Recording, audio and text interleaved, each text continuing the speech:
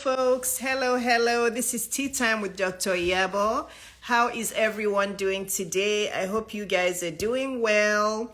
It is October 2nd, so it's my first tea time of the month, and I hope you guys are enjoying the cooler weather. I'm not sure, well, I guess all my communities in different parts of the world, but in Atlanta, in the state of Georgia, we had a really hot summer.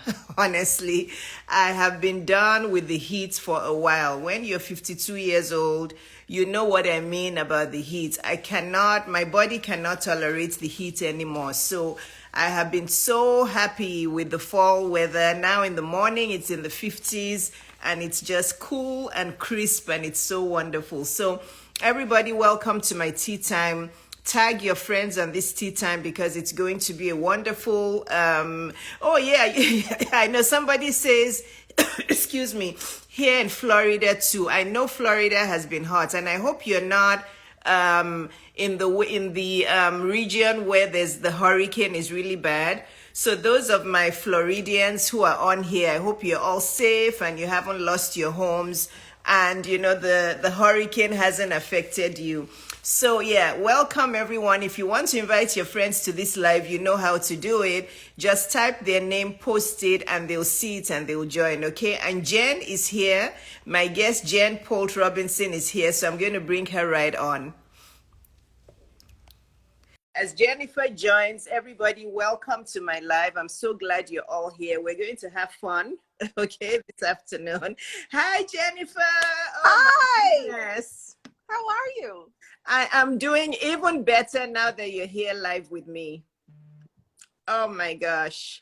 I don't know how, I think I found you on I found you on the Explore page. You know your reel that went viral where you had the silver dress or something on? Yeah, I forget the theme of that. I found you there and I'm like, I love this woman. Oh, thank you. I'm like, I love her so much. So after that day, I've been following you, and honestly, you're the epitome of what every woman should strive for in midlife. I don't know about that, but I'm telling you, I think we're like a year apart or something. I think you're 51, I'm 52. I'm telling you, a lot of people feel like once you turn 45 or 50, you're old. Yes. Honestly, I feel like, some people think, oh, 50-year-old, she should be like stooped over and old and be walking, and I'm thinking, where did you all get that from? Yeah. I mean, I think it's an interesting time in our lives, really. I mean, think about it. When we were kids, we thought 50 was old. Yes. And now that I'm here, I'm like, oh, I'm just kind of getting started, I think.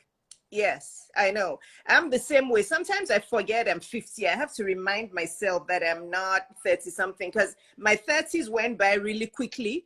Yeah. My 30s were super busy. That was when my kids were young. I was going through a divorce. So my 30s, I honestly don't remember what really happened. My 40s were amazing. My 50s this has been the best time of my life.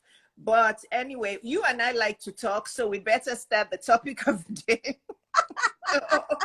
we'd better start the topic of the day so we can actually teach. So everyone, welcome. This is Jen Polt Robinson. You know how to follow her. I think you just click the arrow on the top and you can follow her from there. But her handle is MakingUpForGlossedTime.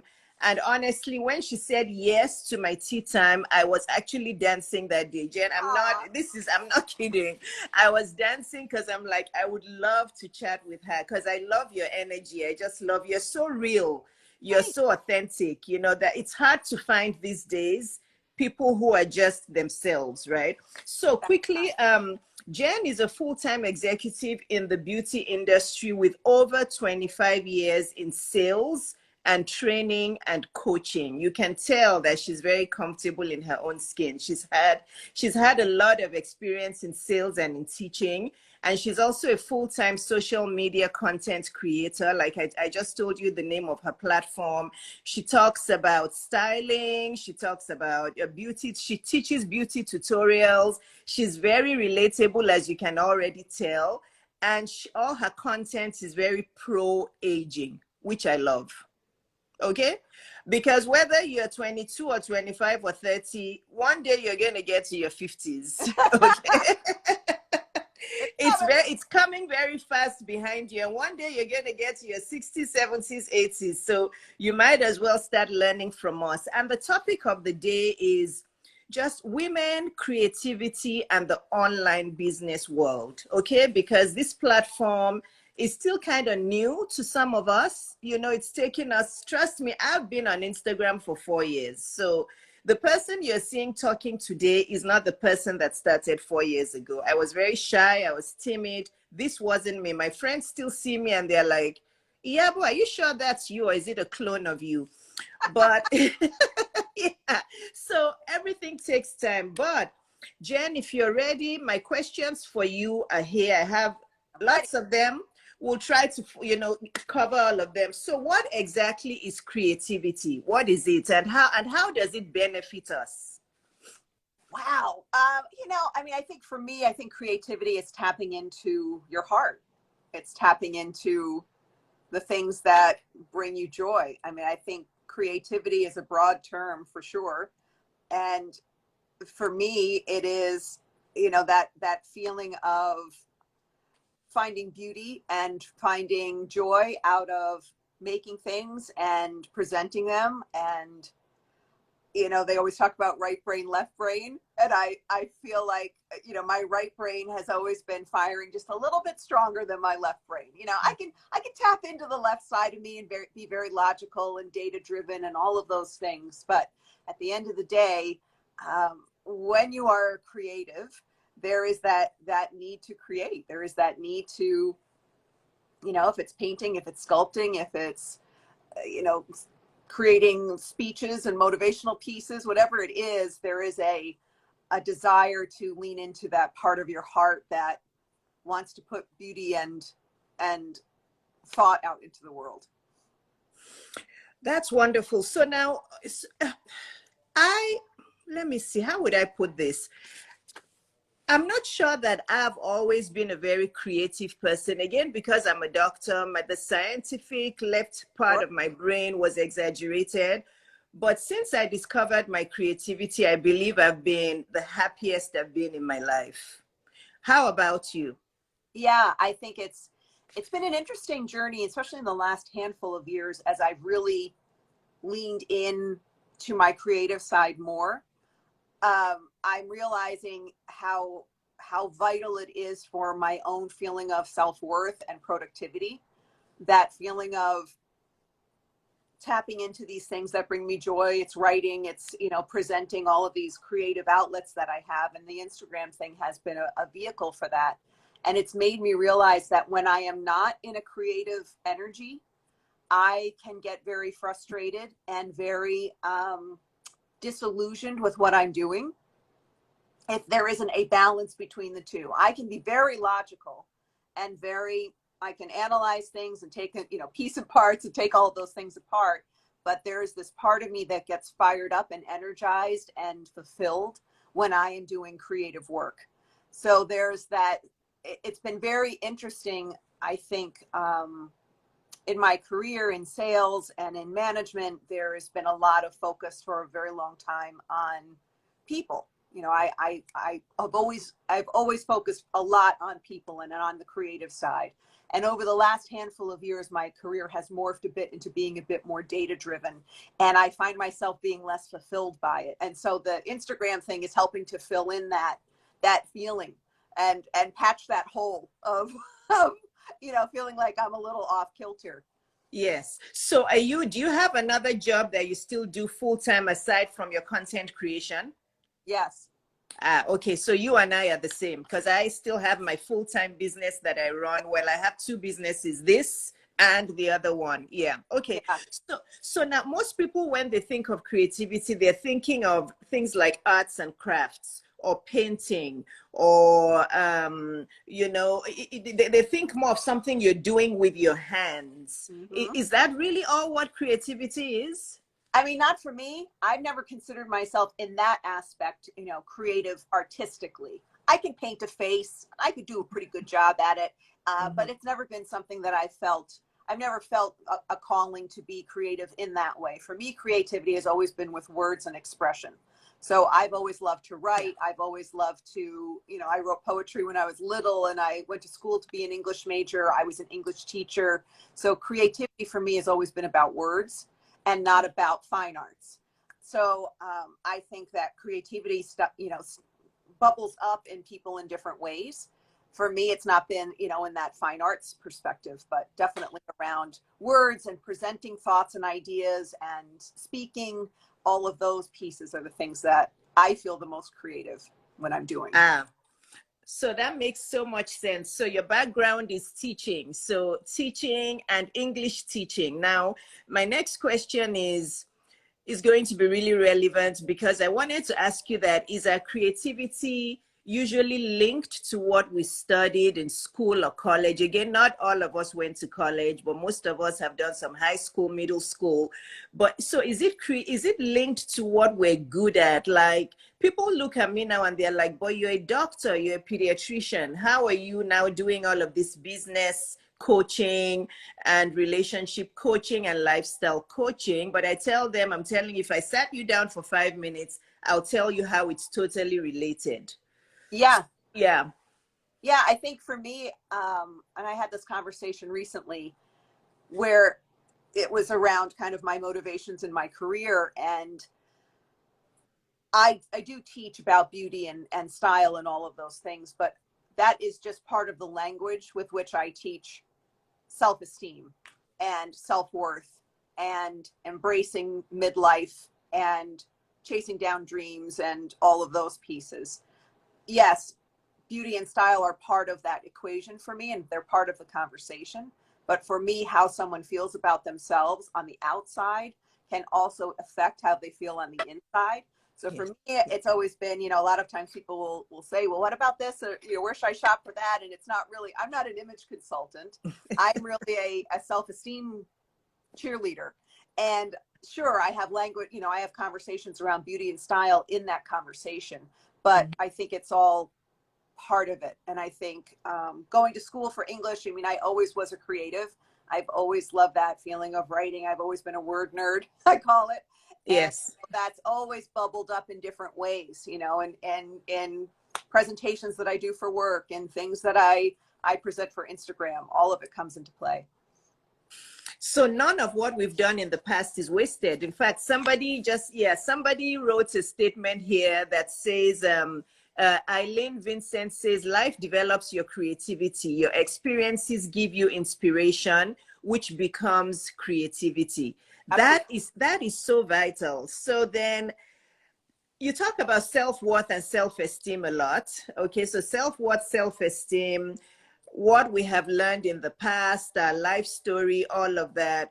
Why is it that so many women still struggle with being confident and feeling worthy? There's so many women that I coach that, they say, I don't want to show up because I look this way, or I don't want to show up because of my Nigerian accent, or I don't want, how self-worth and self-esteem and relating to our past, how can women begin to just own up to who they are and come out and be authentic? I think the biggest piece of that is the words and the thoughts that are put into our heads as young girls, and so much of how our worth is determined, so much of the language that we hear around our self-worth as women, I find, is shaped around how other people are reacting to what we're doing. Mm-hmm. How do you look pretty for your husband? Are you a good mother? Are you? It's all kind of, the affirmation is, you're told to get affirmation from others, mm-hmm. to look good, to make your spouse happy, to attract a man, it's all of these things are shaped around this idea of other people will tell you what your worth is. Mm-hmm. And I think for women, that's a very hard kind of ingrained philosophy to break, this idea of, I am going to do this for myself. I'm going to dress beautifully for myself. I don't dress this way for my husband. I don't put my makeup on every day for my husband. I do this for me. And yes, my husband gets the benefits of it, but I don't do this for myself. Yes. I mean, I don't do this for him. I do this for myself. And I don't get dressed to make other women jealous of me or impress other women. I do this because I know when I feel good outside, I walk through the world differently, and it lifts up my self-esteem. And I think, especially in my industry, which is I work in the beauty industry, there's so much conversation around this frivolous nature or the vanity of wanting to look good. And I don't think that people understand that putting on makeup or dressing or changing your style or cutting your hair or whatever it is that makes you feel good about yourself, there's actually a spirit makeover that happens when you do something like that. And you look in the mirror and you feel good about how you look. And when the spirit makeover happens, then you walk through the world differently and you speak differently and you expect different things for yourself.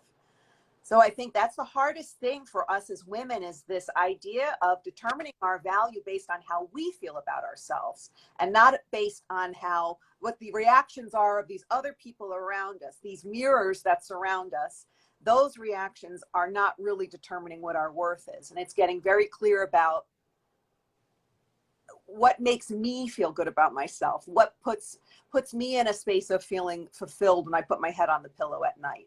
And I'm seeing this a lot in these conversations in our 50s, this pivot that's happening for a lot of women, because I think at this age, I don't know if you feel this way, Yabo. Oh, yeah. Feeling of, okay, my kids are grown. If you have children, I don't, but my kids are grown. They don't need me as much. So my mom role has eased off. I've been someone's wife for a very long time. And a lot of women get to this place and they look around and they go, so is this the life I always wanted for myself? Because we tend to also focus on everyone else and we forget about ourselves while we're so busy being wives and mothers and all of those things, spouses, and we sometimes forget what's important and what drives us and what fulfills us. And sometimes I feel like this age starts that conversation again. At least it did for me. Oh, you have said so much. Sorry, and long just answer. Oh, I'm telling you, now I know why I love your platform so much. For me, I love to look good. Yeah. I love to look good. People who know me from when I was young know that. I think I got that from my mom, because my mom, oh gosh, she just loved to dress up and look good and feel good with all her jewelry.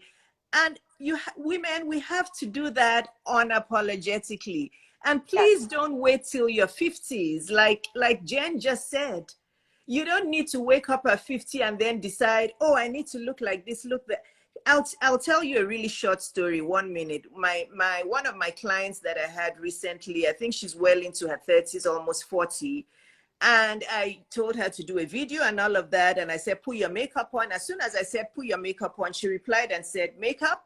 She said, I never wear makeup. I've never worn makeup. I've just been too busy to wear makeup. And I don't want to do a video because I don't think I'm going to look good. I said, okay. I said, is it that you've never worn makeup because you don't like makeup, or you just have not had the time? You've just been, like overwhelmed with your divorce and your kids and everything. She's like, Dr. IYABO, I'm not even sure. Mm-hmm. And she refused to do the video. And Wow. she does want to have a brand online. So she's going to come back when she thinks about everything and processes it. Yeah. So, talk to women about that, because many women do, because we're talking about creativity, women. We're talking about creativity, the online business world, personal branding. It is the now and the future. It really is. So, if you're a woman out there and you're looking at both of us and you're like, how can they be in their 50s and be so confident and all of that and all of it? It doesn't come that easily, but you do have to take care of yourself. You have to ask yourself, what makes you happy? Okay. What do you want for yourself? It's not selfish, and you have to start now. Don't wait till your 50s. Yeah. Okay. Selfish. I think this idea of selfish, of the word selfish, I just want to put it on a t-shirt, just that word, because I think that word needs to be redefined. Selfish does not mean that you are so concerned with self that you are unaware of everyone else or inconsiderate of everyone else. Selfish implies I am about myself. And I think that there is a neat, I think this idea that selfishness is a bad word, it's a 4-letter word or something, that, if you're selfish, you're self-absorbed. No. I am self-aware, I am self-concerned, I am self, involved. I am involved with myself. I want myself to be the best that it can be, because I know when I'm my best version of me, when I feel like I'm my best version of me, then I'm also my best for everyone else in my life. And when I shortchange myself, I don't show up the way that I want to show up in the world, and I'm not giving everyone my best. And so there's that thing of, I think self-care and all of those things are so important. And this idea of really embracing who you are and nurturing and watering and caring about that part of yourself is so important. So Jen, everything we're talking about here, as you're talking, I'm thinking we're really talking a lot about mental health. Yes. We're talking a lot about inner happiness, inner peace, inner confidence, self-confidence, all of that. And creativity obviously is directly linked to our mental health. Because, right, if we don't feel good, if we're not okay emotionally and mentally, there's so many women that cannot do what you and I are doing because their husbands don't support them, or their husbands are like, what? You want to put yourself out on social media? Are you okay? There's too many men out there, and don't do this, don't do that. So, how can you talk about that? Can you talk to that? Because there are many women who are watching this and they're like, if my husband saw me going online, he'd be mad. Or if he saw me wanting to start an online business. I've had many women who've come to me and they're like, I'd love to do what you're doing, but my husband says no. Then you might need a new husband. Hallelujah. I mean, I'm sorry, but I think, any partnership, business or personal, friendship or marriage, I think it should be of that philosophy that I want you to win. And if my husband didn't want me to win, I don't think I would be with my husband. I mean, I know that sounds kind of like a trite and trivial thing to say, but I mean that with my whole heart. I think that I cringe when I hear women acquiesce to this idea of I have to get my husband's permission to do anything for myself. I was my own person before I got together with my husband. I was my own self-actualized person. Me too. Full-fledged person. Yeah. And I don't, thankfully I have a husband who's very supportive, but even if he was not supportive, I would still be doing this because I feel like there are things that call you and there are things that you feel connected to. And all of this, Instagram stuff that's happened for me in the last couple of years was completely unexpected. But what it did show me, and it affirmed a lot of things for me about what I want to do and where I want to head with my life and my career and the kind of energy I want to put out into the world. So yeah, I struggle when I struggle with that when I hear women say, oh, well, I want to, but my husband, or I have to ask my husband. And I'm like, is this 1952? Like, no, you don't. You shouldn't have had to ask him back in 1952 either. But I think that there's more options for us as women now too. And I think that's the piece of it that we have to think about. Our mothers, back then it was like you had children, you raised a family, and some of those messages, it wasn't about you go out and you go get yourself something, honey, you get your piece of the pie. They didn't get as many of those messages as we did in our generation growing up. There was more of that transition into a career and women going to college, and sisters are doing it for themselves in power suits, and it was all of those, all of that. But I'm with you, like, I get a new husband. I say this all the time on my platform. I'm like, I'm telling you, nobody's going to steal my joy. My first marriage, we met when I was 17. I got divorced at 40 because I got sick of it. I got to a point where I'm like, okay, this is never going to change. I have work to do. I want to be happy. I'm going to be happy. And I was divorced, single for 10 years, and I remarried at age 50. It's fine. There's many fish in the sea. I'm sorry. But women, you know, I say this all the time, and you're like, oh, I have kids. I had 2 daughters. By God's grace, they're fine, and they will be fine. They've gone through therapy. I have gone through therapy. It's all good. Yeah. Okay. But, you know, this is what I always ask with ladies who say that, okay, your husband said, no, you cannot. Your husband said, you can't start an online business. He said, you can't sign up for coaching. He said, think about it the other way around. If you told your husband, ladies, I hope you're listening. If you told your husband you cannot start an online business, would he listen? Yeah. I mean, I was just thinking that before you even said it. I was you took the words right. Would he listen? He would probably, you know, look back and say, did you just tell me I can't start an online business? Who are you to tell me that? Most men would do that. So why do we as women, to me, as you know, I'm a Jesus follower, I'm Christian, we're equal. We're equal, you know, we're equal in God's eyes. So if he can tell you not to start a business or not to do something, ask him back that if I told you not to start an online business, would you accept it? Absolutely. I mean, I think that's the biggest piece of it is that, and again, it comes back to those old messages that we got as young girls that, you know, everyone else's opinion is more important than ours, and everyone else's view of us is more important than our view of ourselves. And our affirmations came from outside our heart. And, you know, and I totally agree. I think the same thing. You know, my husband wouldn't come to me and say, hey, I'm thinking about going to do this for myself. I'd be like, go get it. Yeah. And so I expect the same thing from him. And so thankfully he is that guy who's proud of me. And, you know, he's not going to be social media guy with me on, you know, doing dances on TikTok, but he's behind me, behind the scenes, behind me, you know, helping me, filming things for me, that kind of stuff, but not, you know, he's not going to be the guy who's going to be, hey, honey, let's do a husband and wife thing. Like, that's not his thing. And that's okay. I know. I don't need him to show up in that way. I just need him to show up. So for those of you who are single, we hope you're taking notes. And those of you who are married and who feel trapped, it's your decision to make. Nobody's going to tell you what you need to do. But if you don't feel you are the best version of who you are, if you don't feel comfortable and you don't feel free to do what makes you happy and what makes you live a meaningful life, then you have a big decision to make. Yeah, you do.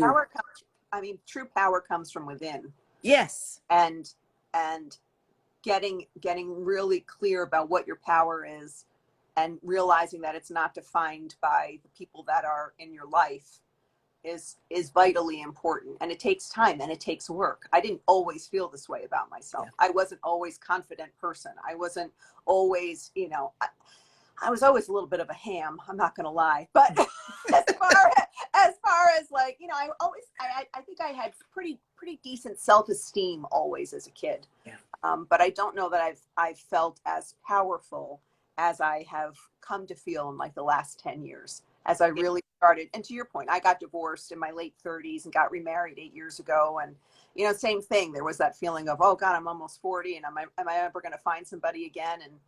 And I just didn't focus on that. I was like, that's really not what my journey is. My journey is to just be the best version of myself. And when I'm the best version of myself, then hopefully there'll be somebody that I share it with.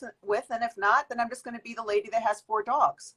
Yes. Oh, absolutely. I was ready to be single forever. My daughters would always remind me and say, Mom, I remember every time an ad would come up for online dating, my younger daughter would say, Mom, look, there's a new online dating, because they noticed I was happy single and I really wasn't bothered. Yeah. So, what time is it? I cannot see the time on my screen. We're good? Okay. So now let's go into this. Some women are torn between living out their true creativity, okay, versus living out what will bring them money and what will make them feel accepted by society. I get a few of those women who are like, I love to bake, I love to sew, or things like that, but, you know, I'm a lawyer by profession. What do you think is what they'll ask me. So what do you think, Jen? for me, I like to think that everyone in their heart has this burning thing. You know, there's this burning desire. They know the thing that really lights them up.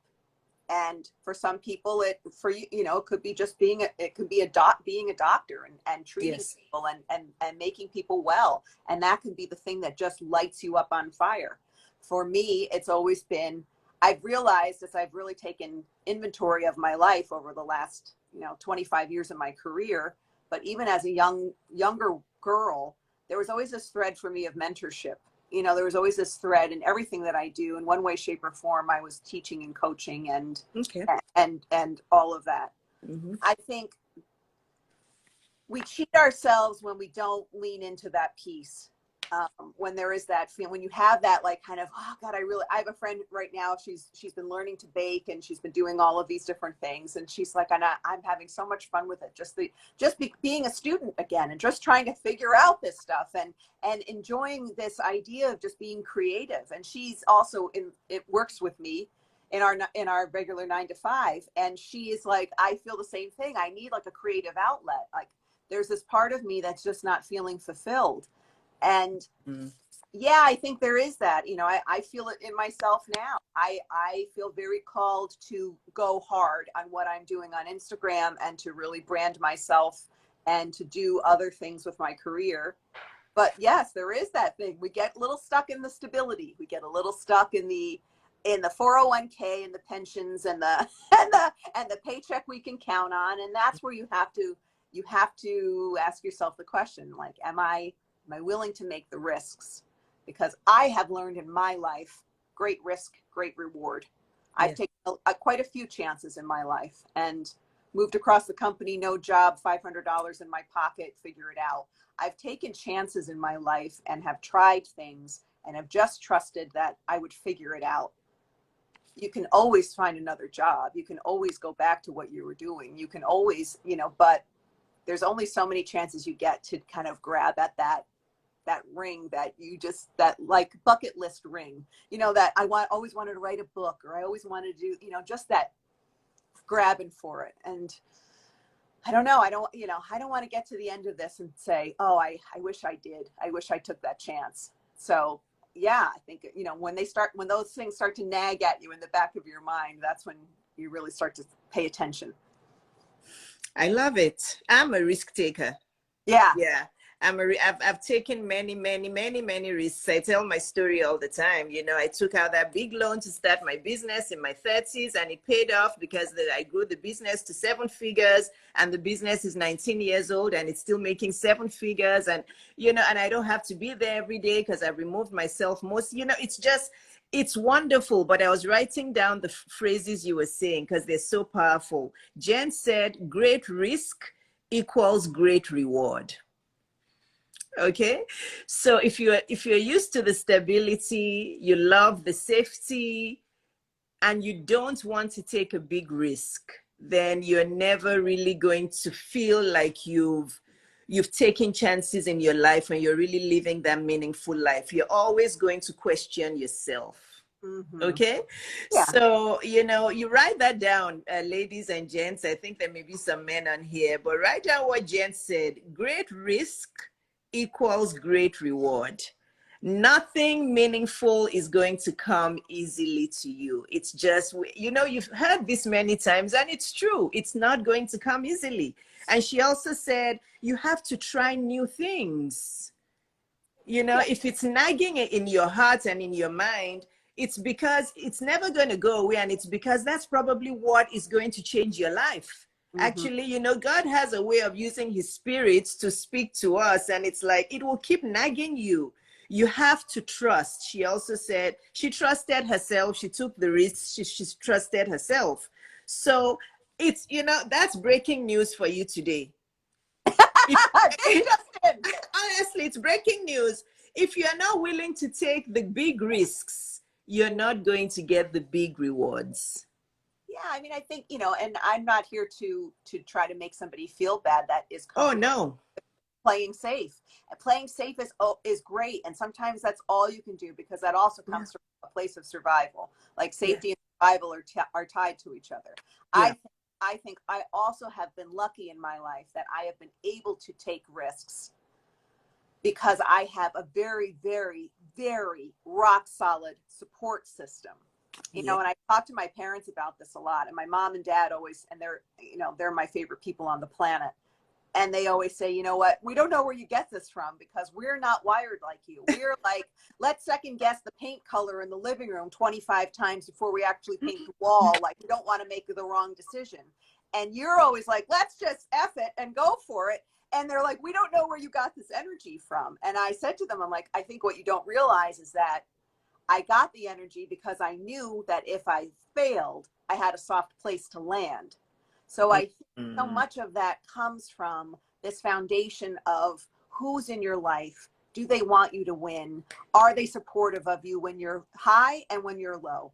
And so I do feel, I don't want to come off as like, oh, I've always been a risk taker kind of thing, because I recognized after a lot of self-reflection over the years that much of that energy of being comfortable and taking risks comes from the fact that, first of all, I'm confident in myself and I know that I can figure things out if I fail, one.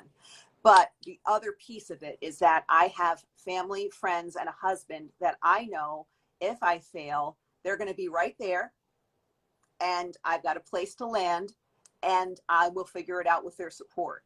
So I think that also happens. So I think, you know, sometimes when people are afraid to take a risk, there is that piece that plays. There is safety in kind of just staying where you're at and not taking any chances. And I don't want to shame anybody who doesn't feel like that.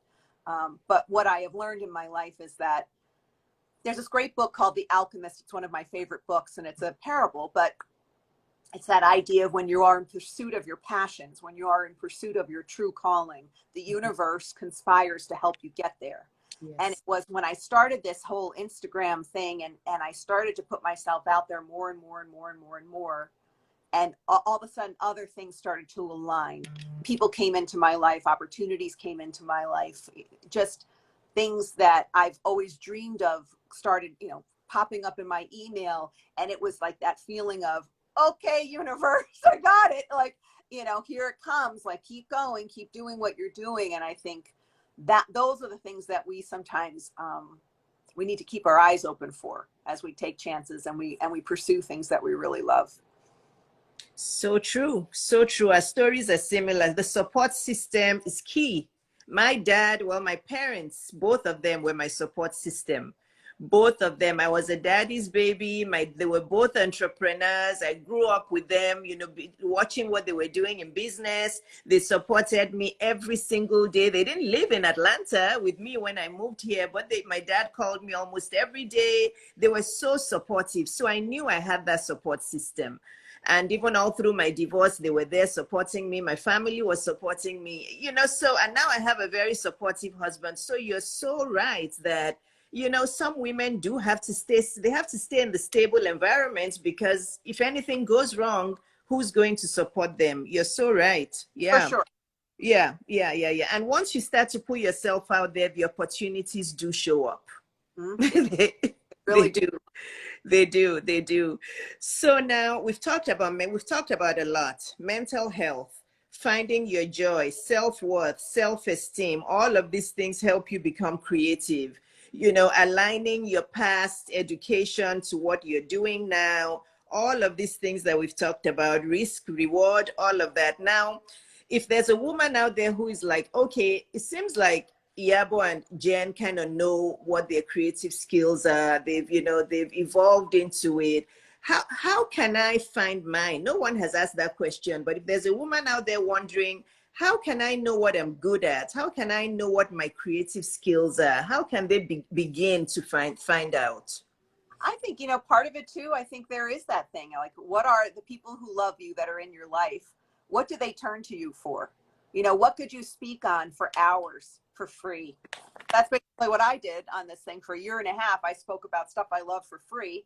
And now all of a sudden I'm starting to, you know, get paid for it. But I think there's that thing of, you know, I think we all have certain things that we're passionate about, you know, and I think sometimes people think Instagram needs to be about someone who's going to be a beauty influencer or, promote their own coaching business. But I mean, there's people on there talking about plants. There's Yes. people on there talking about, how to embroider things. I mean, there's all kinds of things that you can do on social media and speak on that there are people who are interested. And so I feel like there's that thing of, what do your friends always turn to you about? My friends always turn to me about beauty stuff because they knew I was a junkie and they knew that I tried all different kinds of products and I had worked in and out of the industry for years. And so there was that thing of, Jen, what's the best thing for this or that? And so I always knew that that was part of something that I could speak on easily because I have knowledge and I have passion for it. And I think that's what you just need to ask yourself. Are there things that I could speak on for hours? Whatever it is, even if you think it's a trivial thing, there are people who are interested in that information. And so there's something in there. There's a niche in there. There's a conversation.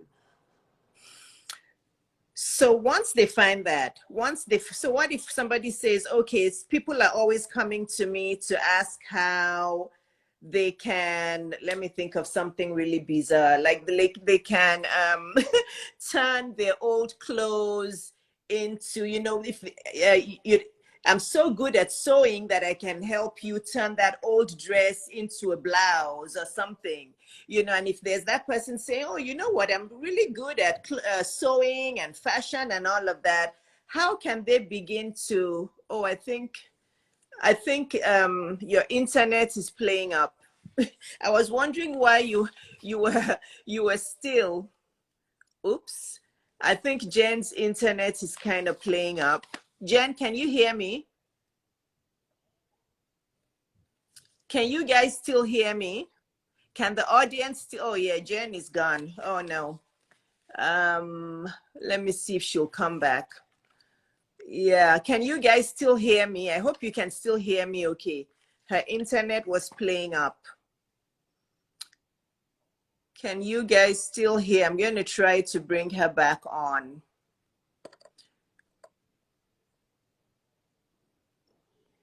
Please tell me if you can. Oh, you can hear me. Good. So let's see if Jen will come back because I don't want to cancel this. Oh, yeah, Jen is back. I don't know if it's the storm or what's happening, but all of a sudden I went black. I know. I just saw the circle thing going and I'm like, oh, gosh. Yes.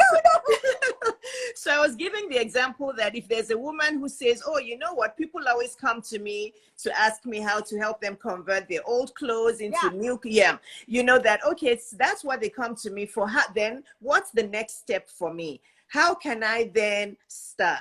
How can I start what you and Dr. IYABO are doing? Yeah, I mean, I think the best way to be on social media is to be on social media. It's to get on your phone and hit record. I mean, then it sounds stupid and simple, but I mean, that's it. That's it. I mean, and I just had this conversation with another creator. She does thrifting and she talks about thrifting all the time. And she has a resale site and how to prepare the clothes for sale and ship them. And she just does all of those things. And she was saying, I was scrolling through your old content and she's like, there's a lot of really great quality stuff in there. She said, but I see what you mean. Like you have changed and your content has changed and how you film has changed. But I leave the old stuff there, even though it makes me cringe. Like the editing makes me cringe. The lighting is too blown out. I did too much stuff to the video in post. Like I know that it's not my best work, but I leave it there because I want people to see you start somewhere. We started from the bottom. Now we're here. I mean, there's this idea of like, you're not going to come off perfect in the beginning and you'll gain confidence as you go. I went on live for the very first time and had 4 people come on and I panicked and I was on there for 3 minutes and I hung up because I couldn't do it. And now I can ramble for obviously hours about anything. So I think all of that comes in time. It's this little bits and pieces. I also talk to people who are uncomfortable about being talking head like me. Get someone else involved. I have a friend, she's got a business. She also does thrifting, resale stuff, but she's like, I'm nervous getting on camera and speaking. I'm like, then go on with me. Yes. Like, let me, when you have someone else to bounce off of, when you've got your best friend filming you, like, they can kind of pepper in questions to keep you back on track if you feel a little nervous. until you kind of get your feet under you and you can start running. Sometimes it's nice to go live with someone else because you see a face and you can have conversations back and forth. So I think there's that piece too. I mean, there's this woman I follow. I think her account is Life with Babs. She's a woman probably like in her 70s, and she's like everybody's mom, and she teaches you how to make sheet cakes and, you know, fun kinds of dips and do laundry hacks. And it's all like, if your mom was like making an Instagram account, and she teaches everything from cooking to cleaning to, and she's just so fun. And you can tell one of her kids is probably filming her. Yes.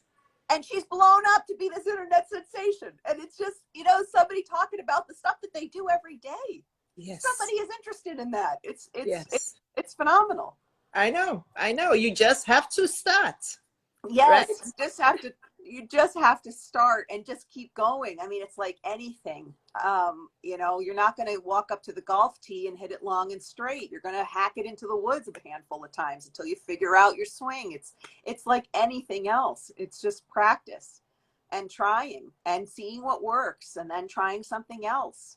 I started to realize that once I started talking about certain topics, those got a lot of traction. So that was a note that I took. Okay, my community is into this kind of content. Let me keep doing stuff like that. So you'll learn as you go. It's okay to be a student as you go. And I think I did that to myself. I need the right camera, the right lights, the right gear, the perfect this, the perfect that. Got to have all the things before I start.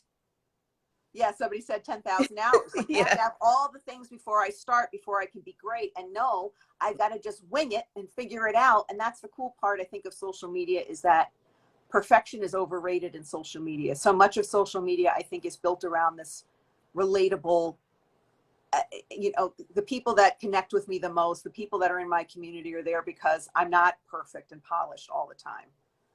Sometimes I'm a goofball and I goof up and I just leave it. And I give my permission to just be flawed. And I think that's part of it too. And the people, you said it, the people who connect with you. Yeah. Yeah. That's a big piece of it. Yeah. I think perfection is highly overrated in a social media environment because, yes, you've got to make content that make people want to stay. But I also think that it's so important that they really get to see the real you. And sometimes they also need to, my community reminds me, like, we still want to see all the stuff when you're not feeling great. We still want to talk to you and we still want you to show up even if you don't feel like you're at 100%. Yeah. I've got to allow myself to just be human. And the more human I am, the more comfortable they feel in being human too. And I think that social media perfection thing can be a hard lens with which to view your life. Mm-hmm. So when you see somebody who's not afraid to be a little bit more flawed and vulnerable and say, screw it, then you have, it's a special sauce for sure, I think, personally. I love it. I love everything you're saying. I just love it so much because, we cannot be loved by the whole world. No. And I think women find that hard to believe that your community will find you. Yes. They will find you. There's some people who are going to love my platform and not love Jen's platform, and vice versa. It's okay. Yep. It's okay. But if you don't come out confidently, and there's many times I've done my lives without makeup. Sometimes I'm taking a walk, and I just do my live without makeup. Sometimes I don't have my filter on. It's okay. This is me, this is the real me. So please, ladies, you do have to start. If you want it, you have to start. So I think that was the last question, because the last question I had for you was, what are 3 tips to give to women who would like to build their brand but are scared of showing up? You kind of said it. They just have to show up. Yeah. Do you have any other tips? Yeah, I think it's show up. I think it's talk to the people that you love, like your best friends, your tribe. Talk to them about, what do you think I'm good at? Like, if I did this, do you think people would be interested in this? Because, they'll tell you, they're like, yes, you've always been so good at that. Sometimes you just need a cheerleader, right?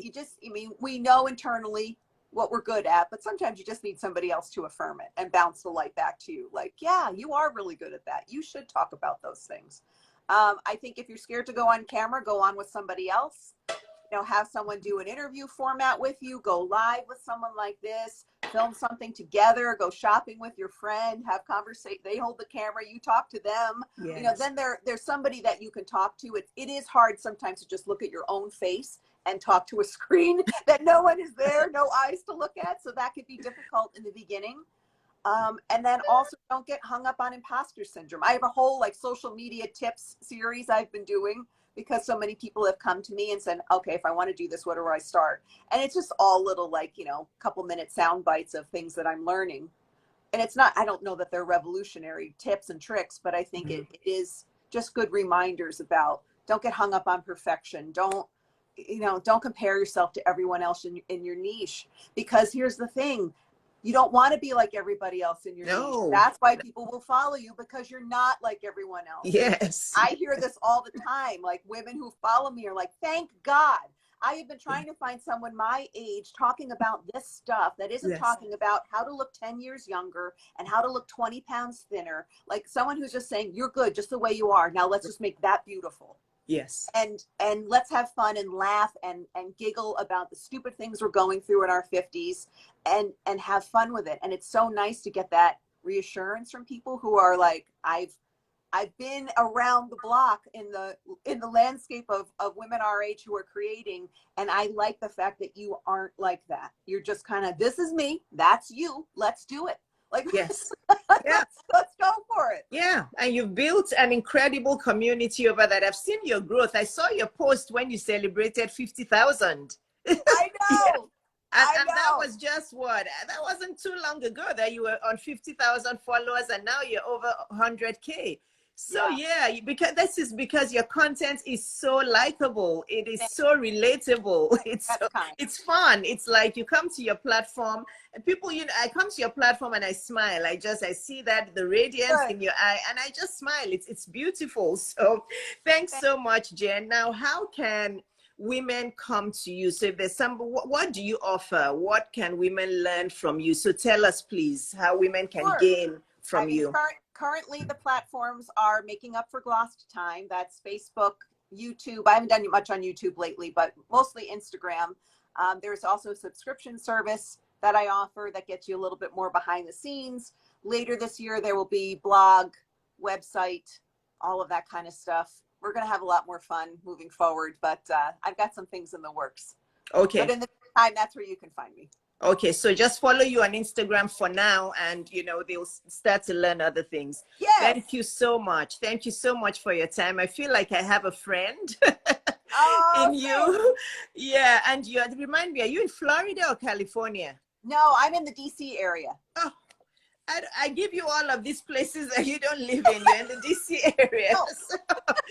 So if I ever come to that part of town, a part of the country, not town, part of the country, I will send you a DM and I'll make sure we meet. Yeah. Because, it has been so wonderful. Part of social media is the social part. Yes, yeah. And there are many friends that I've made on social media and I've actually met them in person. Like I had a friend who, you know, lives in England and we decided that, okay, when you come to London, we're meeting, and we met when I was in London this summer and it was so amazing. Yeah. Oh, fun. Yeah, yeah. So if I'm in the DC area, I'll make sure I see you. Thank you so much for your time. God bless you. Yeah, thanks so much. And we'll do it again. Bye. Thank you. Yeah, we will. Bye. Thanks so much. Bye, everyone. By the way, I even forgot to announce, guys, before you guys go, the replay is going to be on my YouTube channel. So it's not going to be on my Instagram. The full replay will be on my YouTube. So search for Dr. IYABO Webzel on YouTube. Okay, Dr. IYABO Webzel on YouTube. I will post clips on my Instagram, but the full replay will be on my YouTube. Okay. All right. Bye, guys. Thanks for joining again. Bye.